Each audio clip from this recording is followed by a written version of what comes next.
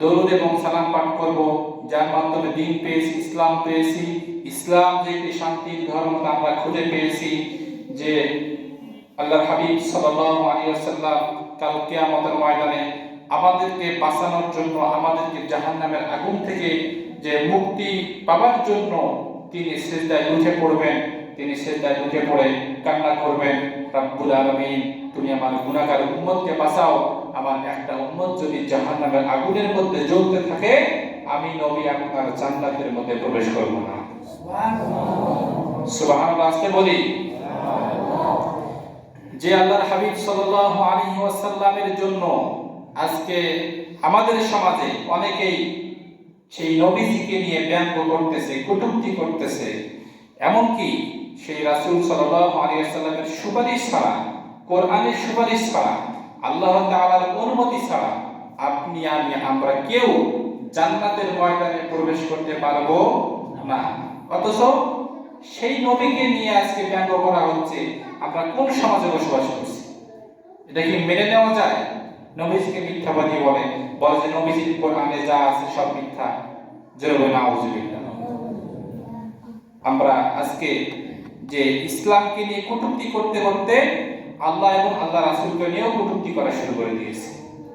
আল্লাহ তাআলা আমাদের সকলকে এই ধরনের গুনাহ থেকে হেফাজত করুন। জোরে বলি আমিন। আমরা সেই নবীর প্রতি দরুদ এবং সালাম পাঠ করি, সকলে পড়ি সাল্লাল্লাহু আলাইহি ওয়াসাল্লাম। দেখুন আজকে আল্লাহর ঘরের মেহমানের বড় অভাব, আল্লাহর ঘরের মেহমানের বড় অভাব। আল্লাহর ঘরের মেহমান, অসংখ্য মেহমান আছে, তবে এই জায়গার জন্য তো আল্লাহ তাআলা সবাইকে তৌফিক দিবে না, সবাইকে আল্লাহ তাআলা কবুল করবে না। তবে আপনি আমি যে আল্লাহর ঘরে মেহমান হতে পেরেছি, এটা আল্লাহ তাআলার একমাত্র করুণা ছাড়া এই পৃথিবীর আর কারো আর কোনো ব্যক্তির করুণা নয়। এটা সেই মহান আল্লাহ সুবহানাহু ওয়া তাআলার করুণা। আমি আপনাদের সম্মুখে পবিত্র কুরআনুল কারীমের একটি আয়াতে কারিমা তেলাওয়াত করেছি, যে আয়াতের অর্থ, যে আয়াতের অর্থের ব্যাখ্যা বিশ্লেষণ যদি করতে যাওয়া হয়, তাহলে আমরা যে নামাজ পড়তেছি, আমাদের নামাজ একটাও হচ্ছে না। আমি যে আয়াতে কারিমা পড়লাম, ফাওয়াইলুল লিল মুসাল্লিন, ফাওয়াইলুল লিল মুসাল্লিন, এটা আমরা অনেক ক্ষেত্রে নামাজেও পড়ে থাকি, বিভিন্ন জায়গায় অনেক আলেম ওলামাদের মুখেও শুনে থাকি, কিন্তু ফাওয়াইলুল লিল মুসাল্লিন এই আয়াতের মধ্যে কি আছে এটা আমাদের অনেকের জানা নাই। সূরা ফাতিহা সবাই পড়ি, কিন্তু সূরা ফাতিহার ভিতরে কি আছে, সূরা ফাতিহার ভিতরে কি আছে এগুলো আমাদের অনেকের জানা নাই। সূরা ফাতিহার ভিতরে অনেকগুলো শিফার কথা বলা হয়েছে, অনেক রোগের কথা বলা হয়েছে। আল্লাহ রাসূল বলেছেন, যদি কোনো ব্যক্তির পেট ব্যথা করে, যদি কোনো ব্যক্তি পেট ব্যথা করে, আল্লাহ রাসূল বলেছেন যে সূরা ফাতিহা 3 বার করে পানিতে ফু দিয়ে ওই ব্যক্তি যদি সেই পানিটা যদি সহি নিয়তে খাইতে পারে, আল্লাহ তাআলা তার পেট ব্যথা দূর করে দেবেন। সুবহানাল্লাহ। তাহলে দেখুন সূরা ফাতিহার মধ্যে একটা শিফা আমরা জানলাম। এরকম ভাবে সূরা ফাতিহার মধ্যে অসংখ্য শিফা আছে, 6666টি আয়াত। প্রত্যেকটা আয়াত কোনো না কোনো কাজের জন্য ব্যবহার হয়েছে। যেমন এই পৃথিবীতে যতগুলো গাছ আছে, প্রত্যেকটা গাছ একটা রোগের জন্য, একটা গাছ একটা রোগের জন্য, আরেকটা গাছ আরেকটা রোগের জন্য।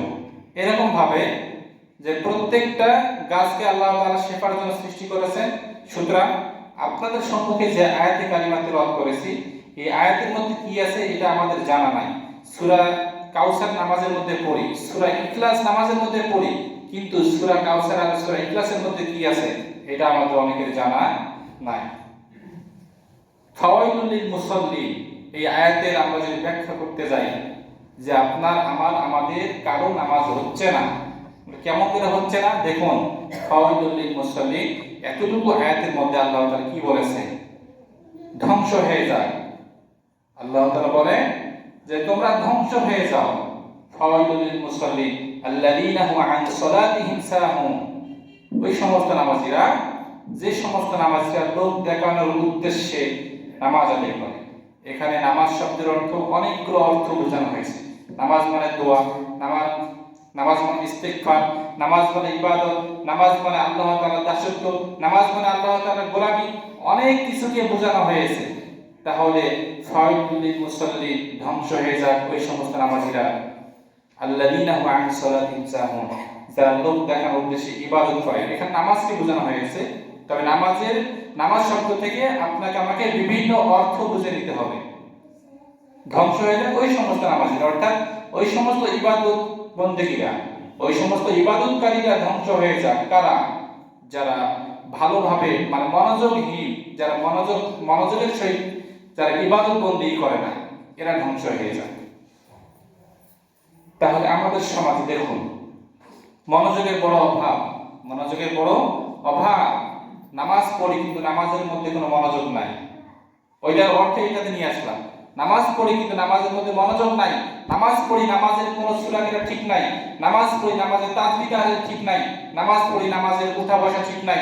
নামাজ পড়ি কিন্তু তাকবীরে তাহরিমা কোথায় বাঁধবো, তাকবীরে তাহরিমা কখন বলবো। নামাজ পড়ি কিন্তু সানা কখন পড়বো। নামাজ পড়ি কিন্তু সূরা ফাতিহার শেষে বিসমিল্লাহর মানে সূরা যে পড়বো, সূরা ফাতিহার শেষে অন্য একটা সূরা পড়বো, এই সূরার শুরু থেকে বিসমিল্লাহ পড়তে হবে নাকি পড়তে হবে না, এগুলো আমাদের জানা নেই। এগুলো আমাদের জানা নাই, এগুলো জানার বাইরে।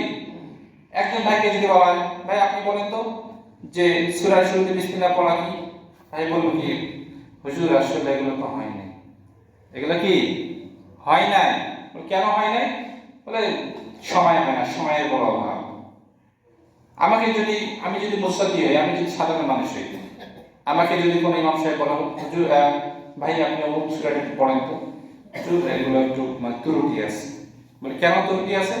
সময়ের বড় অভাব, বিভিন্ন জায়গায় যাওয়া লাগে, বাড়িতে বিভিন্ন কাজের চাপ, এই কথাই আমরা বলবো, ঠিক না বেটি? কিন্তু দেখুন আপনি আমি যে নামাজ পড়তেছি, নামাজের বিষয়ে আপনি আমি যে এত যে মানে মনোযোগ ত্রুটি, মানে এত যে মানে মনোযোগহীন, এই বিষয়ে আপনার আমার কোনো চিন্তা ফিকির নাই। নামাজ দাঁড়িয়েছি, আল্লাহু আকবার, আলহামদুলিল্লাহ, সূরা ফাতিহা, এরপরে মানে অন্য সূরা মিলিয়ে রুকু সিজদা আদায় করে বাস নিজ মতো করে আপনি আমি বাসায় চলে যাচ্ছি। কিন্তু আল্লাহ তাআলা যে ফাওয়াইলুল লিল মুসাল্লিন, মানে এই আয়াতটা যে আপনার আমার উদ্দেশ্যে দিয়েছেন, ফাওয়াইলুল লিল মুসাল্লিন, এরপর বলেছেন আল্লাযীনা হুম আন সালাতিহিম সাহুন, মানে এই আয়াতের এই আয়াতটা দিয়েছেন আপনাকে আমাকে আমল করার জন্য, যাতে করে আপনি আমি এই আয়াতগুলো পড়ে এগুলোর অর্থ জেনে আপনার আমার দিলের মধ্যে যেন আল্লাহ তাআলার একটা ভয় পয়দা হয়, এই জন্য তো এগুলো আয়াত দিয়েছেন। কিন্তু এগুলো আয়াত আমরা জীবনে পড়িও না, এগুলো অর্থের ব্যাখ্যা বিশ্লেষণ করি না, এগুলো মানে ব্যাখ্যা বিশ্লেষণ জানারও কোনো প্রয়োজন মনে করি না। বিষয়টা কিন্তু এরকম হয়ে গেছে। নামাজ পড়তেছি, আল্লাহু আকবার, সূরা ফাতিহা ও সূরা শেষ। কিন্তু আপনি যে নামাজ পড়তেছেন, এই নামাজের মধ্যে যে আপনার যে নামাজের মধ্যে যদি একটা ত্রুটি হয়, এই নামাজে আপনাকে কিয়ামত পর্যন্ত অভিশাপ দেবে, এই বিষয়ে কি চিন্তা করেছেন? এই বিষয়ে কি আমি চিন্তা করেছি? জি না, চিন্তা করি নাই। দেখুন আপনি যদি এই জুম্মার নামাজ, ফরজ দুই রাকাত নামাজ পড়তেছেন, আপনার নামাজ যদি সহিহ শুদ্ধ না হয়, এই নামাজ আরশে আজিমে আল্লাহ তাআলার কাছে ফেরেশতারা পৌঁছাইতে পারবে না। ফেরেশতারা পৌঁছাতে পারবে না। যে নামাজ কবুল হয়ে যায়, ওই নামাজটা আল্লাহ রাব্বুল আলামিনের ফেরেশতারা ওই নামাজকে নিয়ে তাকবীর দিতে, লিল্লাহি তাকবীর, আল্লাহু আকবার বলতে বলতে সে আরশে আজিমের মধ্যে চলে যায়। চলে গিয়ে সেখানে আল্লাহ তাআলার কাছে জমা দেয় যে তোমার অমুক গ্রামের অমুক বান্দা, অমুক মসজিদের অমুক মুসল্লি সুন্দরভাবে নামাজ পড়েছে, এই নামাজের আমলটুকু আপনার কাছে আমি জমা দিলাম। সকলে বলে সুবহানাল্লাহ। কিন্তু আপনার আমার যদি নামাজ সহিহ শুদ্ধ না হয়, সূরা কিরাতগুলো যদি মানে সহিহ শুদ্ধ না হয়, উঠা বসা যদি সঠিক না হয়, তাসবিহ মানে রুকুর জায়গায় যদি সিজদার তাসবিহ বলি, এই নামাজ কি হবে জানেন? এই নামাজ আসমানে সে আল্লাহ তাআলার মানে আরশে আজিমের মধ্যে পৌঁছাবে না। জমিন থেকে উপরে উঠবে, আসমানের নিচে জমিনের উপরে, এই মাঝখানের মধ্যে এই মানে ঝুলন্ত অবস্থায় থাকবে। একটা মানুষকে যদি ঝুলন্ত অবস্থায় রাখা হয়, সে মানুষটা কষ্ট পাবে কিনা? কষ্ট পাবে কিনা বলেন? অবশ্যই কষ্ট পাবে। ঠিক তদ্রুপ বিষয়টা হচ্ছে এরকম, আপনার আমার যদি নামাজ সহিহ শুদ্ধ না হয়, নামাজের মধ্যে যদি ভুল ত্রুটি থাকে, আর যদি জানার চেষ্টাও যদি না করি, এই নামাজ আসমানের মধ্যে ঝুলন্ত অবস্থায় থাকে। এই নামাজ শুধু অভিশাপ দিতে থাকে যে তোমার ওই বান্দাকে ধ্বংস করে দাও। একটু আগেই তো বললাম যে ফাওয়াইলুল লিল মুসাল্লিন, ধ্বংস হয়ে যায় ওই সমস্ত নামাজিরা, ওই সমস্ত ইবাদতকারীরা যারা লোক দেখানোর উদ্দেশ্যে ইবাদত বন্দেগী করেছে। তাহলে আমাদের অধিকাংশ ভাইদের নামাজ এই আসমানের নিচে জমিনের উপরে ঝুলন্ত অবস্থায় আছে, আমার নামাজও ঝুলন্ত অবস্থায় আছে। তাহলে আপনি একটা অভিশাপ পাইতেছি কার কাছ থেকে? নামাজি মানে নামাজের কাছ থেকে। নামাজের যে ইবাদত আছে এই ইবাদতের কাছ থেকে আপনি আমি আজকে অভিশাপ নিতেছি, যেই কারণে আমাদের সমাজে আজকে এত লানত আসতেছে, আমাদের পরিবারে এত লানত আসতেছে এই নামাজ সম্পর্কে মনোযোগ না থাকার কারণে। তাহলে সব কথার মূল কথা হচ্ছে আপনার আমাদের সকলের যদি নামাজের মধ্যে মনোযোগ না থাকে, নামাজের মধ্যে যদি ভুল ত্রুটি থাকে, তাহলে এই নামাজ আল্লাহ তাআলার কাছে পৌঁছায় না। এই নামাজ আসমানের মধ্যে মানে আসমানের নিচে জমিনের উপরে ঝুলন্ত অবস্থায় থাকে। এইরকম ভাবে নামাজ পড়তে চান কে হাত উঠান? চান কেউ? কেউ চায় না। সকলে চাই যে আমি জান্নাতে যেতে চাই, সকলে চাই যে আমি ভালো খাবার খাবো, সকলে চাই যে আমি যেন সুখে থাকতে পারি, এগুলোই তো আমরা চাই। সুতরাং একটা যে নামাজ আপনি নামাজ পড়তেছেন, সালাতুল জুম্মার নামাজ যে আপনি আজকে আদায় করতেছেন, নামাজও চাই যে আপনি জান্নাতের মধ্যে পৌঁছে যান, কিন্তু আপনি সেই সেই সৌভাগ্যটা আমরা তৈরি করতে পারতেছি না, নামাজের মধ্যে আপনার আমাদের ভুলের কোনো শেষ নাই, ভুলের কোনো শেষ নাই। একজন করে যদি বলা হয় ভাই আপনি বলেন তো সূরা কাউসার বা তাশাহুদ পড়েন তো, হবে না অনেকে। অথচ তাশাহুদ পড়া ওয়াজিব। তাশাহুদ পড়া কি ওয়াজিব। যদি বলা হয় আপনি দোয়া কুনুত পড়েন তো, দোয়া কুনুত যে আপনি পড়েন বেতি নামাজে তো দোয়া কুনুত না পড়লে বেতি নামাজ হবে না, পড়েন তো, বলতে পারবে না। আবার অনেকে পারবে, অনেকে কি পারবে। তাহলে এগুলো বিষয়ে আপনার আমার চিন্তা ফিকির করা একান্তই জরুরি, একান্ত জরুরি।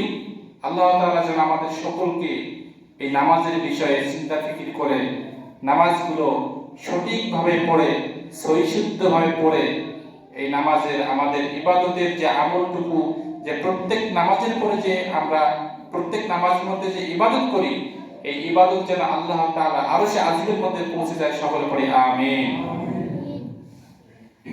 তাহলে আজকে আমরা ক্ষতিগ্রস্তের মধ্যে আছি এই নামাজের বিষয়ে অলসতা হওয়ার কারণে, নামাজের বিষয়ে মনোযোগ না থাকার কারণে। দেখুন আজকে এই সমাজের কথা বলছি, মুসল্লি পাওয়া যায় না। গতকালকে নামাজ পড়লাম, ঈশার আযান দেওয়ার পরে 3 জন ভাই সহ নামাজ পড়লাম, 3 জন মুরব্বী বাবাজি সহ। দুঃখ লাগে আজকে, এত সুন্দর চাকচিক্যময় মসজিদ। আসলে একটা হাদিস মনে পড়বে যে আল্লাহ রাসূলের হাদিসের একটা বর্ণনায় পড়েছিলাম যে শেষ জামানায় মসজিদগুলো চাকচিক হবে কিন্তু নামাজি খুঁজে পাবে না। এটা হচ্ছে কিয়ামতের একটা আলামত। আল্লাহ রাসূলের বাণীগুলো আসলে মিলে যাচ্ছে।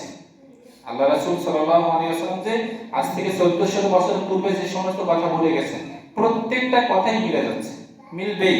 কেননা 29 বছর জিন্দেগিতে উনি কোনো মিথ্যা কথা বলেন নাই।